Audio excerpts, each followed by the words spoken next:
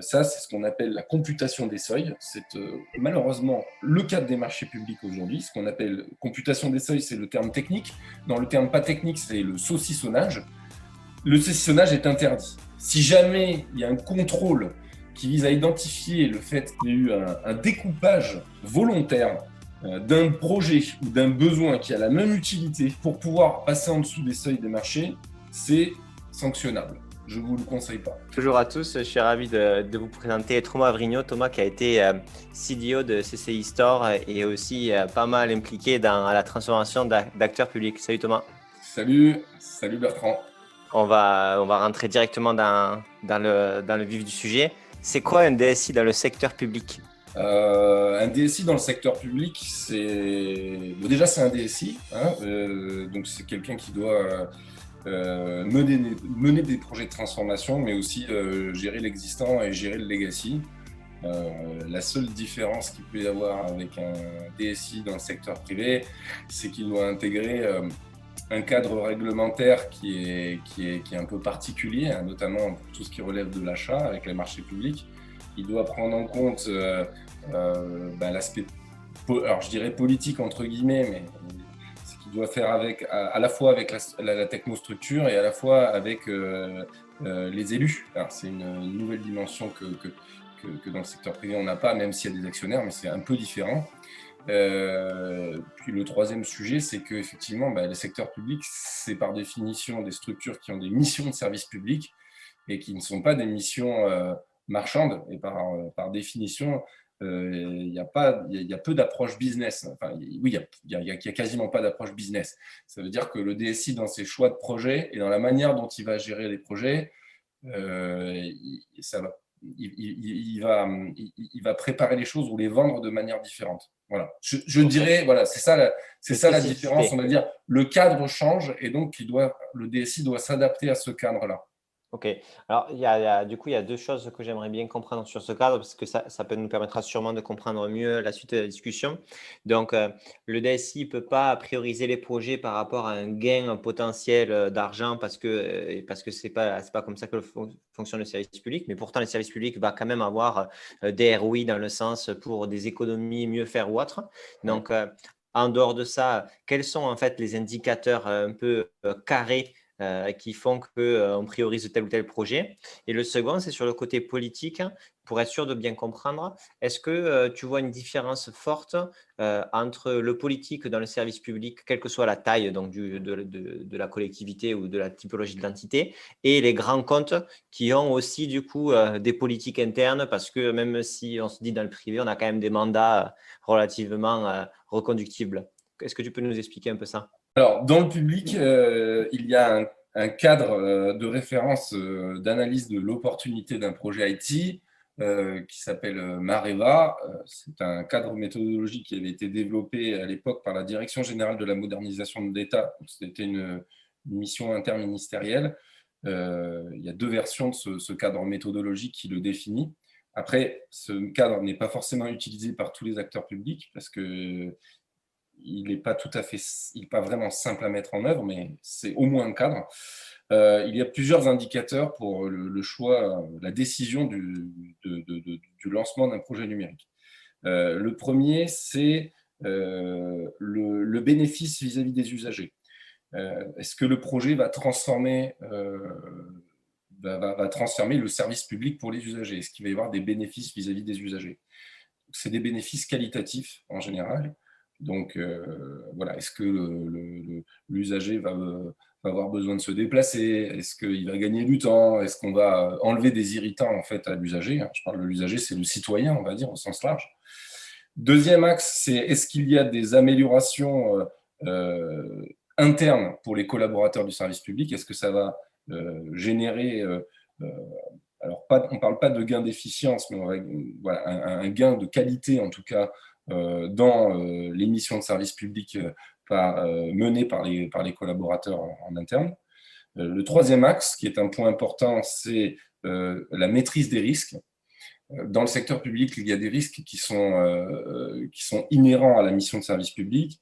des risques par rapport à la concurrence, des risques par rapport des risques juridiques, on va dire, qui sont inhérentes à cette mission-là. Donc la maîtrise des risques, il y a un ensemble voilà, il y a un ensemble de batteries de risques sur lesquelles il faut faire des analyses de risques. Il y a le critère qui est aussi le ROI. Alors, je disais que le ROI n'était pas pris en compte. C'est pas que le ROI n'est pas pris en compte. Ce n'est pas que le ROI qui drive le choix de l'opportunité, mais on peut tout à fait, on peut et on doit de toute façon intégrer une analyse du ROI. C'est rarement du chiffre d'affaires, même s'il peut y en avoir du chiffre d'affaires. Il peut y en avoir du chiffre d'affaires, mais c'est souvent des économies induites de gestion, des économies d'échelle. Donc, c'est également à prendre en compte dans ce facteur-là. Donc, en fait, il y a au moins ces quatre axes, analyse de risque, bénéfices pour les usagers, bénéfices pour les collaborateurs en interne et volet ROI. Et on peut en rajouter un autre qui est l'alignement avec les projets de mandature et les politiques publiques. Et ça va changer.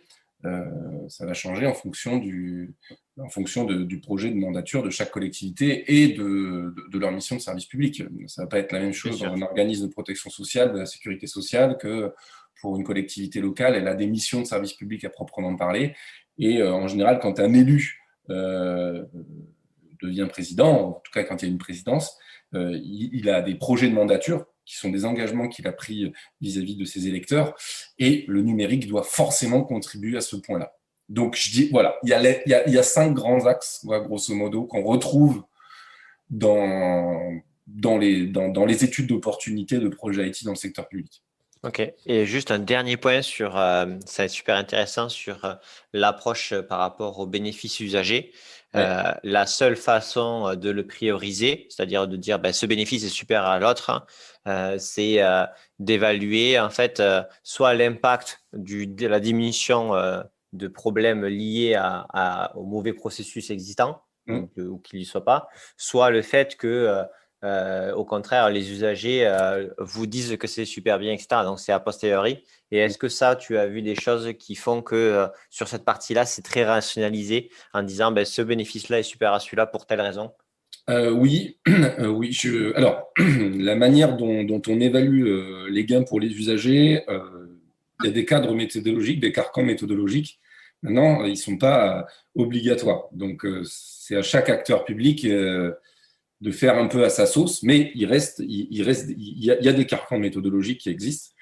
Il y en a un qui s'appelle mesure de la charge administrative pour les usagers. En fait, ça consiste à regarder le temps passé et la charge induite par ce qu'on appelle une OI, une obligation d'information, ou une procédure, quoi. Par exemple, je fais une déclaration d'impôt, on regarde chacune des étapes du temps qui doit passer là-dessus, la charge donc, et on l'évalue comme si c'était un coût en fait pour lui. Et on regarde entre l'état de départ et l'état d'arrivée combien de temps il va économiser lui sur son quotidien. Donc ça peut être même une analyse quantitative. Il y a eu plusieurs démarches comme ça dans le secteur public pour mesurer la charge administrative des obligations d'information dans pas mal de domaines. Ça peut être je sais pas, la demande de convoi exceptionnel, ou voilà, la déclaration d'impôt, ou des obligations, par exemple, liées dans le domaine social, par exemple. Et donc, en fait, on regarde, pour faire cette déclaration, combien de temps et de charges ça prend, combien de fois on doit la faire, par exemple, en moyenne à l'année, et on regarde si la solution numérique va apporter des gains par rapport à cette charge qui est supportée par l'usager. Ça, c'est la première méthode, qui est une méthodologie issue du contrôle de gestion, mais qu'on applique, si vous voulez, dans le domaine de l'usager. Et il y a d'autres méthodes aussi, c'est qu'on va regarder aussi les gains qualitatifs, par exemple, liés à des indicateurs de temps de traitement. Par exemple, le délai de traitement, par exemple, d'une procédure, une demande de permis de conduire. Au départ, ça prenait peut-être, je sais pas, ça prenait 3 semaines, et avec la solution numérique, ça prend plus qu'une semaine. C'est pas de la charge qui est supportée par l'usager. Par contre, c'est du gain de rapidité. Donc c'est pris aussi en considération. Ça peut être objectivé, hein, donc ça peut être quantifié, si tu veux. Ok. Les autres approches, après, c'est des approches peut-être plus classiques, plus marketing pour le coup, qui vont être des approches où on va essayer de regarder, on va essayer d'étudier les irritants que peuvent supporter les usagers, et on va regarder en quoi ces irritants vont être réduits, mais ça va être des irritants plus qualitatifs. Par exemple, j'attends trop longtemps au téléphone quand j'ai besoin d'informations je sais pas moi, sur la retraite, pour mes points de retraite. Et bien là, clairement, on va se dire, ça c'est un axe, c'est un irritant, donc on va regarder si le projet numérique va permettre de pouvoir améliorer le temps de prise en charge d'une demande, par exemple. Donc ça va dépendre effectivement de pas mal de choses, mais il y a des carcans méthodologiques qui peuvent exister. Donc si je précise, donc pour résumer, il y a l'approche contrôle de gestion qui vise à valoriser et à dimensionner la charge supportée par l'usager pour réaliser une obligation d'information. La deuxième, qui est les délais pour, pour avoir une réponse de l'administration. Donc, c'est du temps, quoi. Et la troisième option, c'est une approche plus marketing qui consiste à travailler irritant par irritant et de regarder en quoi le projet va améliorer, va réduire l'irritant de l'usager. Voilà. Ok, très clair. Super, super. Merci pour cette synthèse qui permet un peu d'y voir un peu plus clair. Et du coup, après avoir un peu parlé, on va dire, de la façon dont on priorise des projets, il y a une autre spécificité dans le domaine public dont tu nous as parlé au tout début, c'est l'achat du secteur public qui globalement fait peur ou ralentit tous les éditeurs SaaS qui se lancent. Ouais. Enfin, voilà, comment tu vois toi cette problématique-là? Comment tu as pu le contourner? Comment ça peut changer? Et un peu comment tu vois l'évolution qui se dessine dans les 5-10 prochaines années? OK.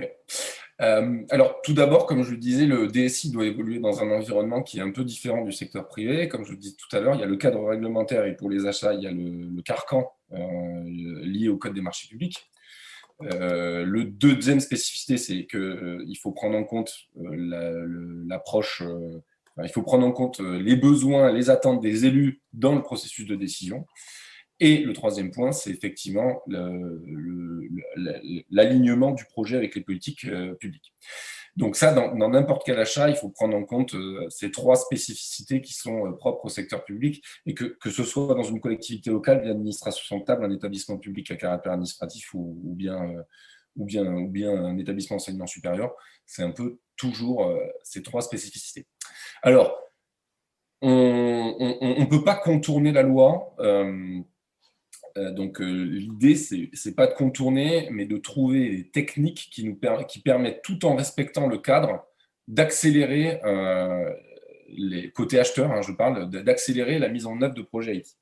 Alors sur le point des marchés publics, la première possibilité, c'est d'utiliser ce qu'on appelle du gré à gré. Donc c'est comme dans le secteur privé, grosso modo. Bon, le gré à gré dans le secteur public est quand même encadré, il faut au moins faire 3 devis. Le gré à gré est intéressant pour des projets inférieurs à 40 000 € hors taxe. On peut faire quand même des choses avec 40 000 € hors taxe. Ça, c'est le 40 000 €, c'est sur la totalité du contrat. Oui. D'accord. Donc, Oui. Que ce soit pour 1 an ou pour 3 ans, c'est le maximum que tu peux contractualiser sans faire appel. OK. Exactement. Bon, exactement. Mais ça, c'est une option. C'est une option qui peut être intéressante. On peut, sur certains logiciels SaaS, pour des petites collectivités, déjà, Ça passe. on peut tout à fait faire des choses intéressantes avec 40 000 €. Voilà, donc ça peut être, c'est une des possibilités.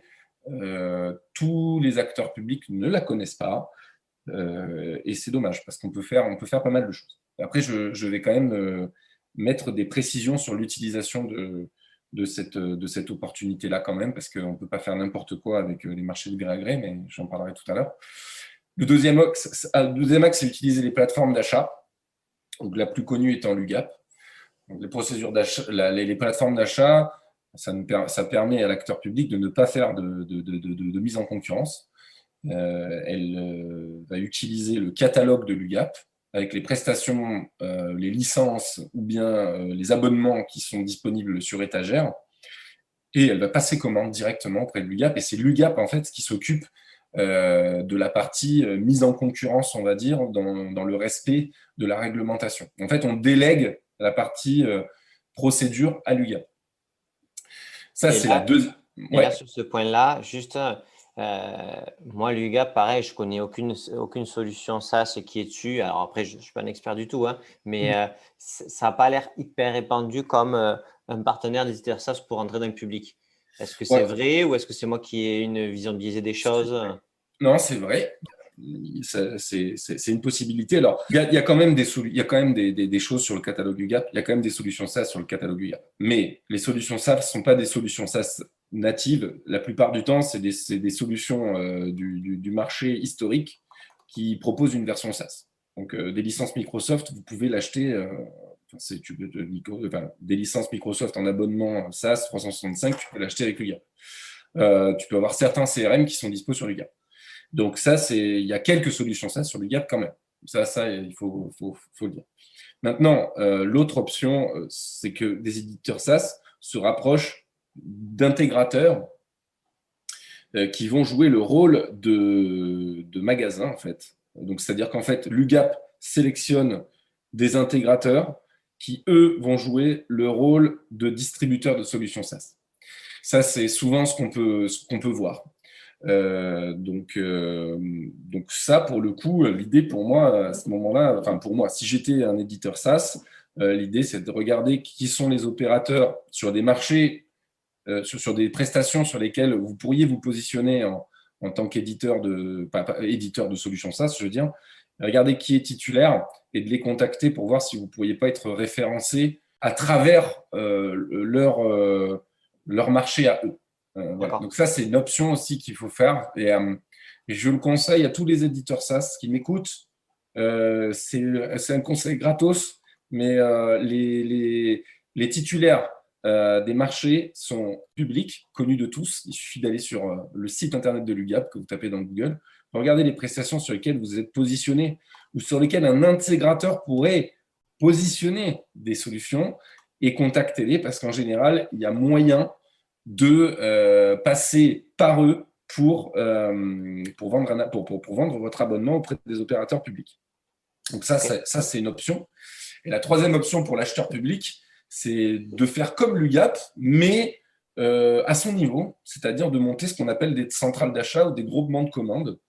Donc là, c'est ce que je faisais par exemple quand j'étais à CCI France, c'est que j'achetais pour le compte de toutes les CCI de France. Je faisais un marché cadre avec des prestations, je construisais le catalogue, je faisais l'appel d'offres, je sélectionnais le ou les prestataires. Hein. On peut faire des marchés multi-attributaires avec des prestations. Et à ce moment-là, les acteurs publics qui sont destinataires de cette centrale d'achat peuvent aller taper sur ce marché et acheter des prestations qu'on aura définies en amont avec des tarifs qu'on aura négociés à l'échelle nationale en amont. Ça, c'est la troisième option. Donc, pour le premier point sur le cadre réglementaire des codes des marchés publics, il y a l'option donc gré à gré à moins de 40 000. Attention, quand je dis moins de 40 000, ce qu'il ne faut surtout pas faire, c'est découper le marché en petits morceaux pour pouvoir passer un besoin avec plusieurs marchés de gré à gré à 40 000. Ça, c'est ce qu'on appelle la computation des seuils. C'est malheureusement le cadre des marchés publics aujourd'hui. Ce qu'on appelle computation des seuils, c'est le terme technique. Dans le terme pas technique, c'est le saucissonnage. Le saucissonnage est interdit. Si jamais il y a un contrôle qui vise à identifier le fait qu'il y ait eu un découpage volontaire d'un projet ou d'un besoin qui a la même utilité pour pouvoir passer en dessous des seuils des marchés, c'est sanctionnable. Je ne vous le conseille pas.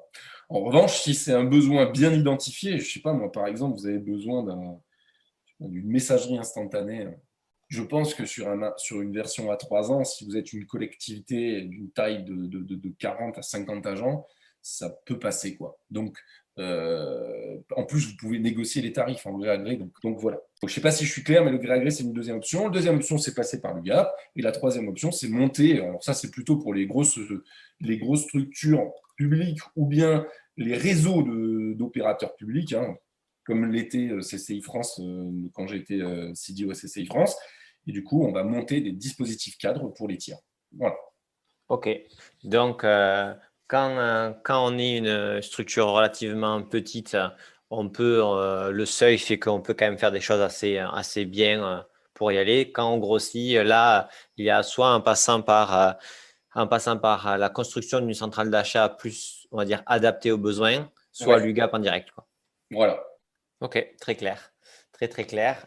Tu m'avais parlé, pas de contournement, mais d'amélioration, on va dire, de la façon dont on peut proposer un SaaS ou à une puissance publique en faisant un petit peu varier le montant de setup et le montant de licence, etc., ou de prestations d'accompagnement. Comment tu peux nous expliquer un peu ça?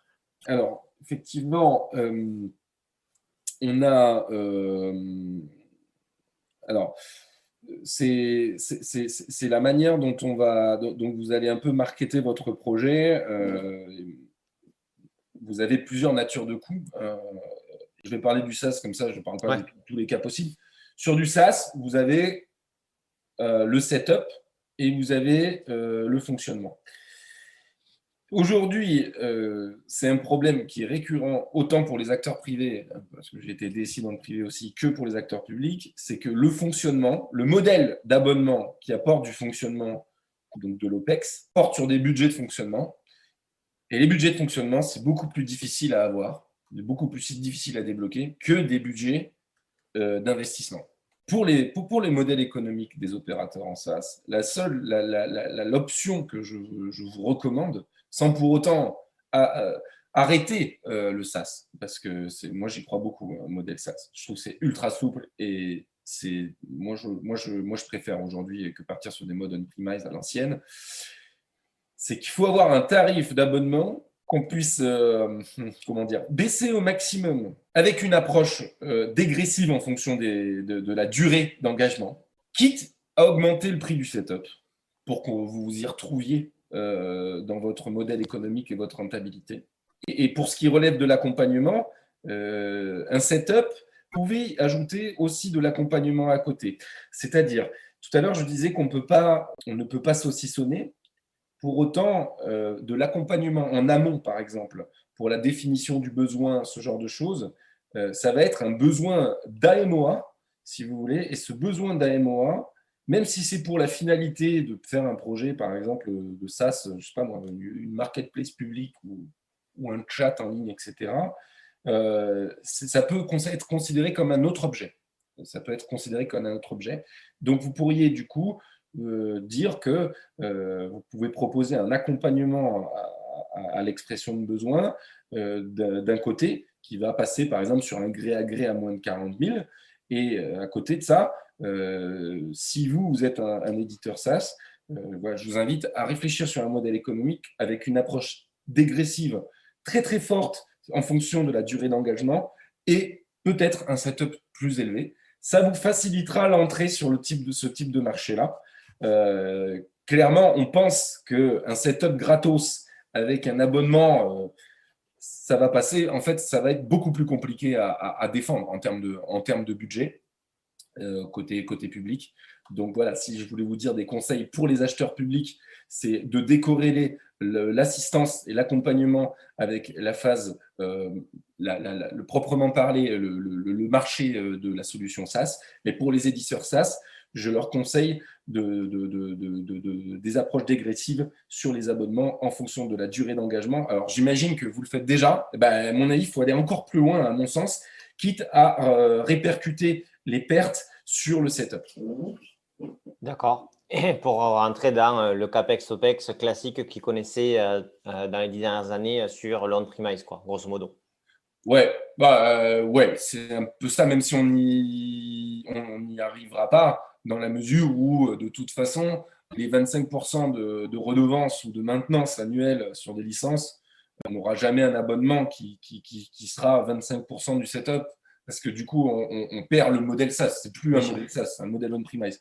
Mais ce que je veux dire par là, c'est qu'on ne pourra pas attendre à ça, mais il faut arriver à mon avis, il faut travailler encore le modèle économique des opérateurs SaaS, on va dire, qui sont de plus petite taille pour pouvoir faciliter l'achat par des structures publiques.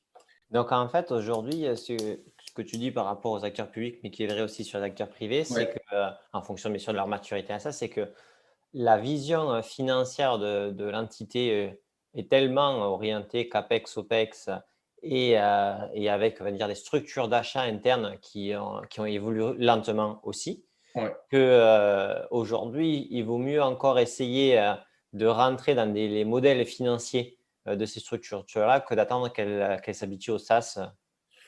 Ouais, alors oui, oui. Alors, pour les éditeurs SaaS, il faut le prendre en compte. Si vous ne le prenez pas en compte, ça va être difficile. Alors attention, vous allez me dire, attendez, mais Microsoft, ils s'en foutent. Oui, Microsoft, c'est Oui, Microsoft. Microsoft, c'est Donc Microsoft. voilà. Donc en fait, on ne peut pas comparer, on ne peut pas appliquer certains modèles quand on est un nouvel entrant, quand on a une solution un peu innovante et qu'on cherche à rentrer sur un marché comme celui-ci. Il faut aussi regarder, il faut aussi prendre en compte ça.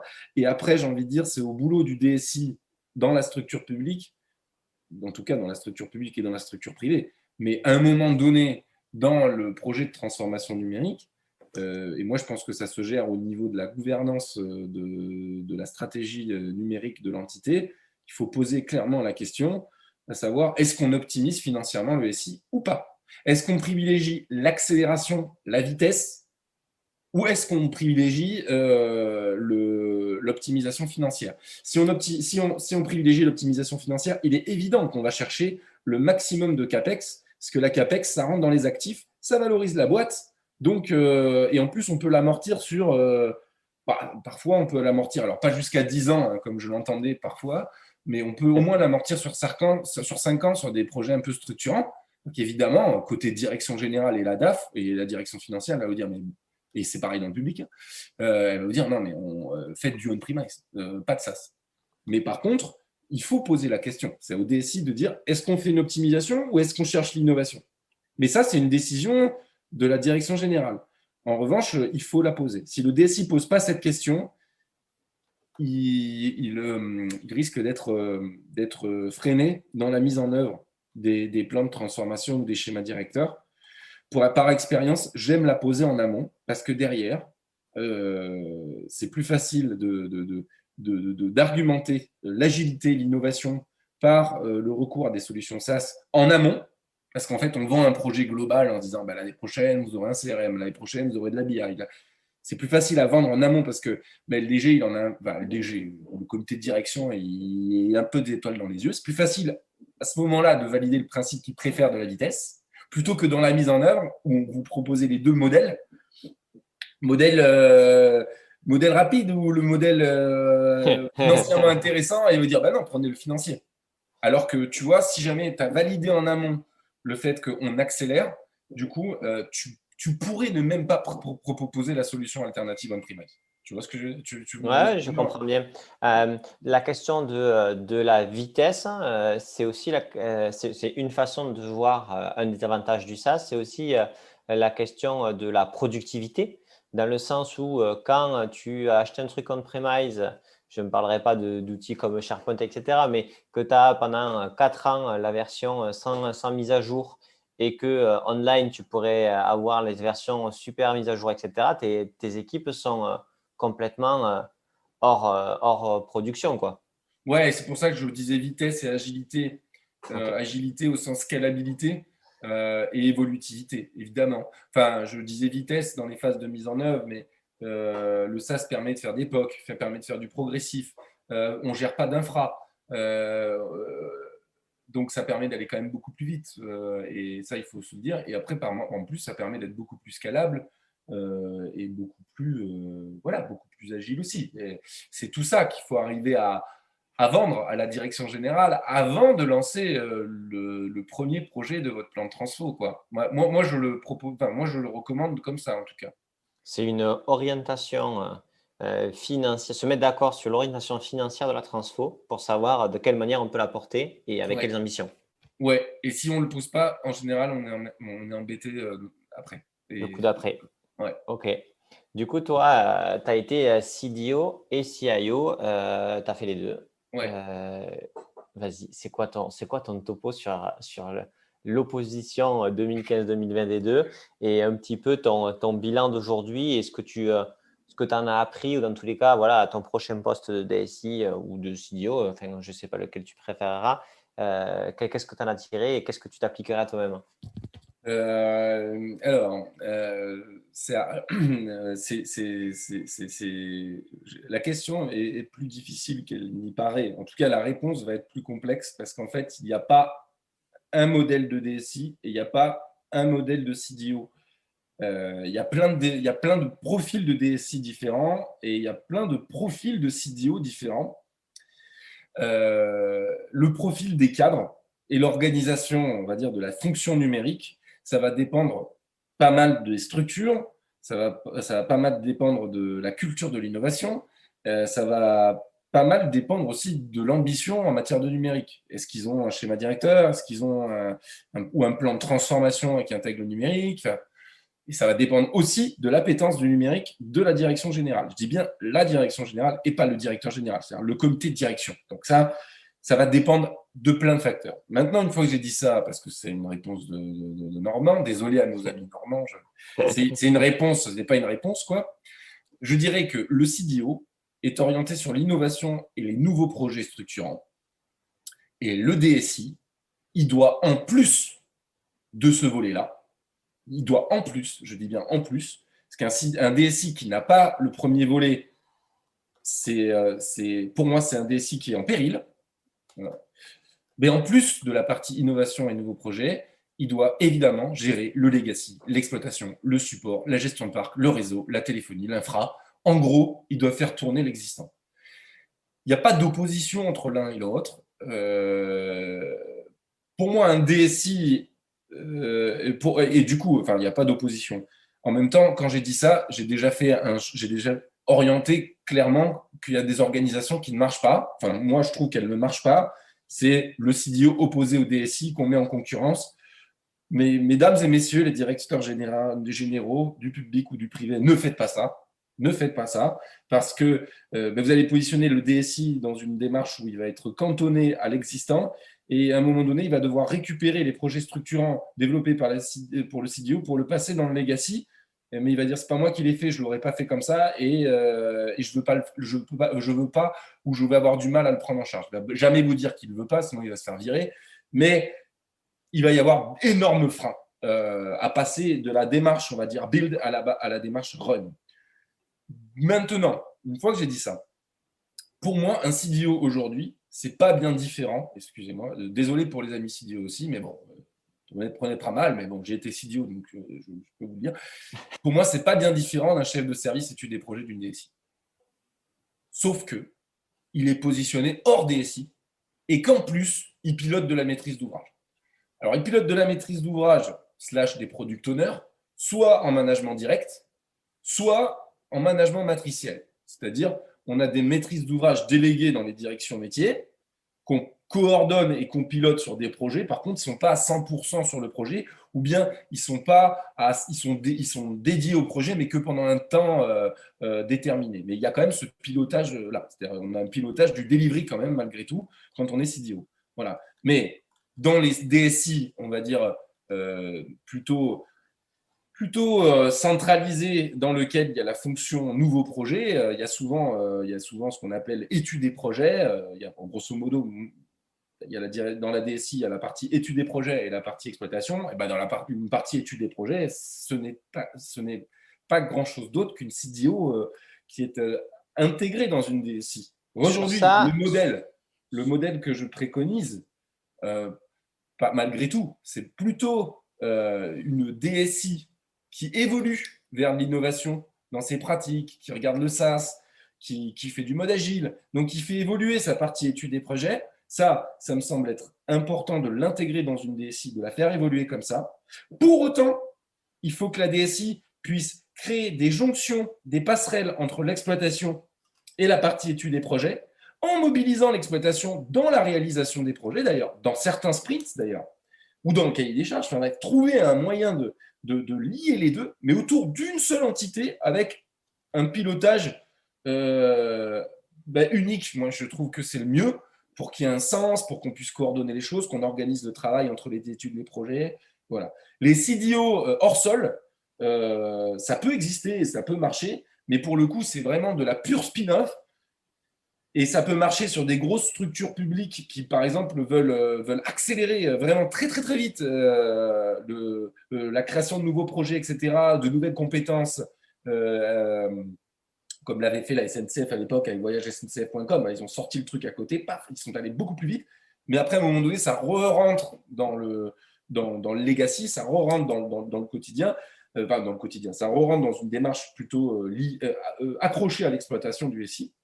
Et pour moi, je trouve que il y a plein de modèles différents, mais celui que je préconise aujourd'hui, c'est les DSI TN, c'est-à-dire des directions des systèmes d'information et de la transformation numérique, qui intègrent de l'innovation dans les DSI. Voilà, moi, c'est ce que je préconise, enfin, ce que je trouve, avec du recul, ce que je trouve le plus efficace et pérenne, parce que faire la spin-off, le CDO spin-off à côté qui est rattaché au directeur général sans la DSI, ça va en mettre plein les yeux.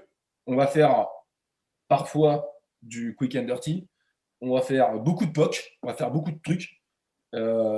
Après, le fait qu'il re-rentre dans le patrimoine SI et que ça soit pérennisé, c'est parfois très délicat.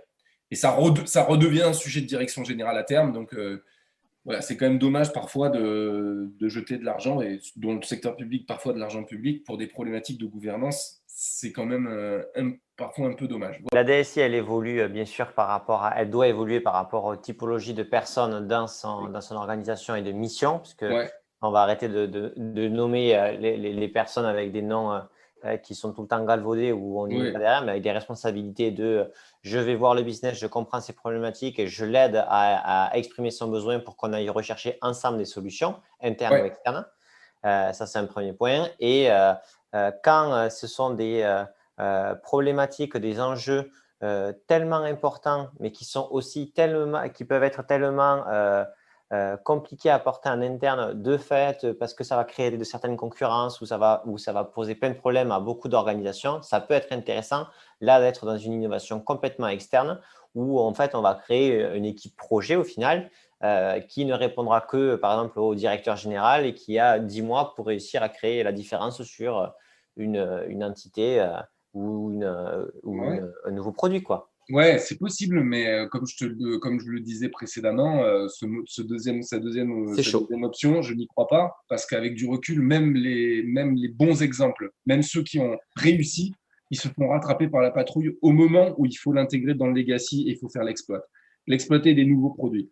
Plein d'exemples, hein, j'en donnerai plein, je pourrais vous en donner plein. Maintenant, les cités, je vais risque de me mettre des gens à dos, donc je n'ai pas trop envie, mais que ce soit dans les administrations centrales ou à la SNCF sur d'autres thématiques, on a maintenant du recul. Après les démarches de start-up interne ou de lean start-up, on a du recul quand même pour constater à l'unanimité des difficultés à pérenniser des innovations qui rentrent dans l'exploitation parce qu'il y a un silo projet innovant et DSI.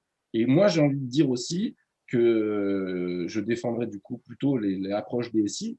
Comment on valorise un DSI aujourd'hui en disant ben, tout ce qui est nouveau, tout ce qui est projet, tu ne le fais pas. C'est quand même très, très gênant, quoi. Alors, soit ça vient du fait que moi, ben, j'adore faire des projets et donc j'adore amener de nouvelles choses. Il y a des DSI probablement qui sont plutôt, qui veulent gérer l'existant, qui ne sont pas dans ces démarches-là. Mais comment tu peux dire aujourd'hui que le S6 n'est pas le numérique? C'est difficile Moi, je Matérialiser. trouve que ça valorise pas trop le poste de DSI de dire bah, tu vas gérer les vieilles infras, tu vas gérer les vieilles étagères. Et puis, il y a le nouveau là qui est en mode startup et qui parle plein de mots anglais et qui va faire des nouveaux trucs et c'est ça l'avenir. Je trouve que en termes de gouvernance et même d'un point de vue humain, déjà à la base, ça va créer des conflits internes. Voilà, déjà, même en termes de management, je trouve que c'est délicat. Voilà. Et en plus, même et les équipes en interne, vous imaginez la manière dont ils sont valorisés. C'est pas pour rien qu'aujourd'hui, tous les DSI demandent d'être dans les CODIR. Hein. Parce que tous les DSI, enfin tous, j'imagine, enfin moi en tout cas je le demande, les DSI veulent être au CODIR, c'est parce qu'ils veulent participer au développement de l'entreprise. Je veux dire, c'est l'entreprise ou de l'acteur public. Hein, je veux dire, c'est la même sauce. Hein. Et voilà. Donc, pour te dire, la spin-off qui sort et qui veut accélérer, elle se fait rattraper par la patrouille. Et je peux vous le dire, en ayant fait ça, hein, c'est-à-dire que j'ai mené en tant que CDO, j'ai créé une start-up interne en dehors de l'organe pour accélérer. Et 2 ans et demi après, une fois qu'on avait fini la plateforme, comment on réintègre ça dans les métiers, quoi? Comment on réintègre ça en termes de compétences? Comment on réintègre ça en termes d'exploitation? Même en termes de développement business? Comment on market l'offre au global avec le reste des offres? Eh ben, c'est délicat. Parce qu'en général, vous êtes considéré comme celui qui a voulu créer la Super League face à l'UEFA. Voilà. Ça c'est la propos, ça. Pour, On est dans le. on est Si bon. vous réécoutez ce podcast dans 5 ans, vous aurez peut-être oublié, mais Mais il y a quelque chose qui s'est passé il y cette a quelque semaine. chose qui s'est passé ces temps-ci. Un autre point peut-être, pas forcément pour conclure, mais on s'approche de la fin. Donc, quand on parle de transformation, que ce soit CDO, DSI, par rapport au poste que tu as occupé, grosso modo, l'enjeu par rapport à la direction générale, c'est voilà les éléments à investir pour créer tel futur résultat. Et Ouais, en créer fait, de la valeur. pour Ouais, créer de la valeur. Et ouais. en fait, autant le coût, lui, il est directement palpable et il peut faire extrêmement mal, autant les résultats peuvent être un peu questionnés dans le sens, est-ce que vous êtes sûr qu'on va faire ça? Est-ce que vous êtes sûr que Mm. ça va nous apporter ça là-dessus? Comment tu as senti ça? Comment tu as senti ces enjeux-là par rapport à l'addiction générale, le niveau de maturité pour comprendre le coût en fait de la transformation qui des fois a du mal à passer et en même temps la confiance dans les objectifs qui sont fixés et les gains qui sont attribués à chacun des projets. Alors, c'est une bonne question. Je répondrai avec deux convictions fortes. La première, c'est qu'il faut faire le travail d'évaluation des gains. Même pour des petits projets, il faut le faire. C'est important. Ça permet de mieux orienter le cahier des charges. Ça permet de définir la stratégie d'achat que vous voulez faire. Pour les acteurs publics, ça permet même de définir la procédure, comment vous allez acheter, comment vous allez monter le projet, quelles compétences vous avez besoin, comment vous mobilisez les métiers. Ma reco, c'est qu'il faut faire ce travail d'évaluation des gains. Il faut le faire avec les métiers, obligatoire. Obligatoire de mener les métiers, de les impliquer, notamment sur les bénéfices pour eux, les bénéfices pour les clients, parce qu'en fait, une DSI, elle n'est pas face aux clients. Je veux dire, peut-être que si, mais on a certaines, mais ce n'est pas eux qui connaissent les besoins clients, c'est les commerciaux, c'est ceux qui sont dans la prod. Et dans le secteur public, c'est ceux qui produisent le service public, c'est ceux qui sont face aux clients, dans les guichets, tout ça. Il faut les mener parce que pas pour les engager, mais la conduite du changement, elle commence déjà dans les phases d'études d'opportunité. Ça, c'est le premier point. Et donc, faire ce travail-là, ça, j'y crois. Et le deuxième point, c'est que si on peut découper un projet, découpez-le au maximum. Moi, en tout cas, c'est ma méthode, hein, vous en faites ce que vous voulez, mais moi, je vais me découper au maximum un petit problème résolvable. Et donc, problème résolvable à court terme veut dire livrable intermédiaire. Livrable intermédiaire qui permet de valider ou de ne pas valider ou de réajuster les objectifs et les gains. En revanche, donc la première, évaluer les gains, Ça, il faut faire ce travail de business case, découper pour avoir des livrables intermédiaires qui permettent de valider, qu'on mesure, qu'on est capable de mesurer. Donc, les techniques, c'est faire un POC, c'est du cycle agile. Alors, non pas du cycle agile avec des sprints à 3 semaines, forcément, mais déjà se dire que on part sur un principe de tous les 3 mois, on a une version majeure. Ça, déjà, c'est bien ça. Tous les 3 mois, version majeure, sprint de 3 semaines, faites le calcul. Ça permet de se dire, dans 3 mois, on voit la direction générale et on leur dit pas juste, aujourd'hui, on a fait un cahier des charges. On leur dit, aujourd'hui, voilà, le produit, il en est là, on sort ça, voilà la tête du truc. Les métiers commencent à l'utiliser, on teste et on a tel retour à valider ou infirmer. Ça, c'est le deuxième truc. Et après, la troisième approche, c'est dans le déploiement de tout ça. Alors, je ne parle pas dans la méthode de développement, mais dans le déploiement, faire du progressif.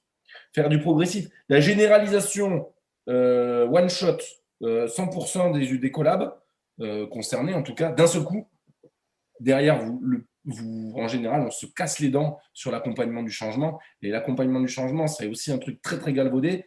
Ça ne se résume pas à faire des formations, quoi. Ça impacte le support utilisateur, le support utilisateur du dispositif, du nouveau dispositif. Ça intègre le changement des processus et des procédures métiers. Enfin, ça change beaucoup de choses. Donc voilà. Et c'est parce qu'on arrivera à faire ce travail à la fois en amont de dimensionnement des gains et de mesures progressives, step by step, la technique des petits pas, où on est capable de montrer des résultats et pas, pas que des écrans, hein, mais montrer des résultats à la direction générale, ça permettra d'ajuster de toute façon votre projet. Parce que soit vous êtes un grand chanceux et ce que vous imaginiez au départ, l'étude d'opportunité, elle se passe exactement comme ce que vous aviez prévu, et auquel cas je vous dis bravo. Mais vous n'avez pas que des compétences de DSI, vous avez aussi des compétences de. Vous êtes aussi un peu oracle. Vous voyez l'avenir. Vous voyez, il faut peut-être être DSI et aussi proposer vos services pour voir l'avenir. Mais c'est très rare, hein, franchement. Il n'y a aucun projet qui se passe comme ça a été prévu. Je veux dire, ça n'arrive jamais. Il y a toujours des imprévus, il y a toujours des choses qui changent. L'environnement, il change, les clients, ils changent, les prestats changent. Il y a plein de trucs qui changent. Et par contre, ce qui est important, c'est ajuster et donner de la transparence sur les différentes étapes, pour valider les KPI, pour valider les résultats sur les KPI. Et je pense qu'une direction générale, elle appréciera la transparence et elle appréciera les propositions d'ajustement. Ce qu'elle n'acceptera pas, en l'occurrence, c'est que vous ayez survendu quelque chose et que 3 ans après, vous ayez caché le fait qu'il y ait eu un écart dans la trajectoire. Un écart dans la trajectoire, ça arrive tout le temps. Tout le temps, hein, ça arrive tout le temps. Donc, moi, je suis plus favorable à la transparence. Après, ça va dépendre de la personnalité de chacun et ça va dépendre de la gouvernance aussi, ça va dépendre du DG aussi, mais moi, je préconise ça, au moins en tant que consultant, quand ancien directeur, ou cadre dirigeant sur le volet IT, je préfère apporter la transparence et donc me baliser le chemin avec des étapes intermédiaires qui permettent quand même de commencer à mesurer des KPI. Voilà. Ok, c'est super clair. C'est super clair. Ouais. Tu m'avais dit aussi que par rapport au Shadow IT, que s'il y en a, au final, c'est que la DSI, elle fait pas assez son job de facilitateur Ouais. et que en fait, il faut que la DSI aussi arrête de croire de comparer que le SaaS qu'elle va choisir, elle doit couvrir l'ensemble de la couverture fonctionnelle. Ouais. Il y a vraiment un enjeu dans ce que tu m'avais expliqué sur la façon dont on audite, on choisit des solutions et la façon dont on cherche des solutions ensemble entre la DSI et les métiers. Ouais. Est-ce que c'est quoi ta vision aujourd'hui de une structure qui fonctionne bien en termes d'expression de besoin, de recherche de solutions entre la DSI et les métiers, que ce soit autant entre eux que par rapport aux problèmes, que par rapport aux prestataires partenaires avec qui ils travaillent? Ouais, alors c'est une très bonne question. Effectivement, je te confirme une chose, c'est que pour moi, le Shadow IT, tous les DSI, quand on en parle, ils disent que c'est un problème. Et moi, je crois que c'est pas le problème, c'est un symptôme. c'est un symptôme, tu l'as dit, c'est un symptôme du fait que les métiers encore une fois, on les met dans une case et on leur dit que tout ce qui est un peu avec un 0 et un 1 et tout ce qui est un peu informatique, tout ce qui est un peu dans le numérique, ils ne devraient même pas s'en occuper. Il faut qu'ils restent sur leur métier. C'est une vision malheureusement très archaïque. On ne peut plus penser ça. Y a des gens dans les métiers qui ont une appétence, une maîtrise du numérique parfois supérieure à ce que à des gens en interne à la DSI, ça il faut se le dire, et ils ont des super bonnes idées, et ils sont capables de chercher, et ils sont en contact avec des fournisseurs, et il faut arrêter de brider ça. On ne peut pas le brider, et il ne faut pas brider ça. C'est une énergie énorme. En fait, pour moi, c'est quasiment comme si les métiers étaient comment dire, étaient force de proposition. C'est d'innovation, je parle. C'est génial. Il faut plutôt que de dire que ça, il faut le brider, il faut dire que c'est pas leur rôle, etc., qui amènera du shadow IT, de toute façon, parce qu'ils vont dire, la DSI, c'est toujours, ils ralentissent, ils sont chiants, puis on comprend rien ce qu'ils veulent, ils parlent toujours de sécurité, nanani. Et moi, je dis que c'est une énergie énorme parce qu'elle permet de gagner du temps, justement, sur la phase de sourcing de solutions. Et pareil, encore une fois, ça mobilise, ça engage les métiers dans la recherche. Et je peux vous dire que, bon, sans pour autant préconiser le travail en heures sup, c'est pas l'idée, mais je peux vous dire que le plaisir que va prendre une maîtrise d'ouvrage, que vous responsabilisez notamment sur le choix d'outils et que vous positionnez la DSI sur un complément dans le choix de l'outil, c'est de dire, voilà comment on pourrait différencier les outils et plus dire, on va choisir l'outil pour toi parce qu'on est les sachants, hein, voilà. C'est une position très différente et pour moi, elle est beaucoup plus valorisante et ça permet de beaucoup mieux travailler en collaboration avec les métiers. Donc, l'envie d'innovation des métiers, c'est à la DSI d'en faire un allié et il existe pas mal de techniques pour relâcher la bride. Voilà, comme je vous disais, on peut provisionner du budget d'innovation numérique avec une gouvernance hybride métier DSI qui permet de faire des POC, qui permet de faire des prototypes, qui permet d'aller chercher des solutions quick win sans SaaS, des choses qu'on peut mettre rapidement en œuvre. Et c'est génial parce qu'en plus, on va mobiliser des métiers qui vont directement l'utiliser. On va avoir des alliés dans l'entreprise et la direction générale, elle va avoir des résultats rapidement pour des coûts qui sont parfois pas forcément très élevés. Pour autant, si on adopte ce type de technique-là, il faut accepter qu'il y ait certains projets innovants qui n'aboutissent pas. Ça, il faut aussi garder ça à l'esprit. Le DSI va quand même, à un moment donné, objectivement, doit pouvoir se poser la question de dire avec les métiers, on a essayé votre truc, ça ne marche pas. On a essayé le truc, pas votre truc, excuse-moi. On a essayé ce projet, on a essayé cette démarche, on a essayé l'outil. Bon, il se trouve que les bénéfices ne sont pas forcément au rendez-vous. On réajuste le tir, on trouve une autre solution, mais il faut l'accepter parce que pour le coup, si on rentre dans le mur et qu'on veut continuer dans le mur, on perd toute la crédibilité. Mais ce qui est certain, c'est que franchement, il faut arriver à faire en sorte que l'innovation des métiers et l'engouement des métiers sur le numérique, il faut en faire une force. C'est une énergie énorme. Ouais, non, mais je comprends. Très clair, très clair. Bon, super. Merci Thomas. C'était super intéressant. J'espère que merci Bertrand. On t'a pas rincé. C'est bon. Non, j'espère ne pas avoir rincé les auditeurs. Bon, super. C'est cool, écoute, merci beaucoup. Bon courage à tous mes compatriotes, je vais dire. DSI, CDO, etc. À tous mes amis, CDO, DSI, et tous ceux qui peuvent apporter un peu d'innovation dans le public ou dans le privé. Voilà. En tout cas, n'hésitez pas à contacter Bertrand si vous voulez. Suivre les échanges.